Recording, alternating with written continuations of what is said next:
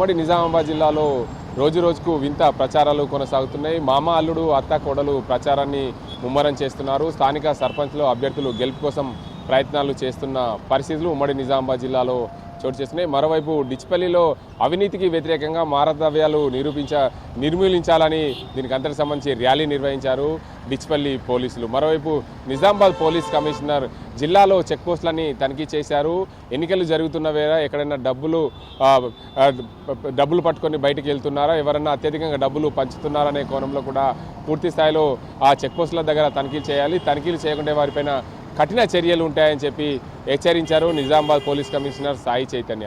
మరోవైపు నేడు చివరి రోజు విత్డ్రాల కోసం 3వ విడత ఎన్నికలకు సంబంధించి చివరి రోజు కావడం సాయంత్రం వరకు కూడా అభ్యర్థులకు గుర్తులు కేటాయించే అవకాశం. ఇప్పటికే భారీ ఎత్తున గ్రామ పంచాయతీలు ఏకగ్రీవాలు చేశాయి వీడీసీ కమిటీలు. మరోవైపు గుత్తాధిపత్యంగా భారీ మొత్తంలో డబ్బులు వెదజల్లే ప్రయత్నంలో విస్తృతంగా ప్రచారాలు కొనసాగిస్తున్నారు సర్పంచ్ అభ్యర్థుల పరిస్థితులు నిజామాబాద్ జిల్లాలో ఇలా ఉన్నాయి.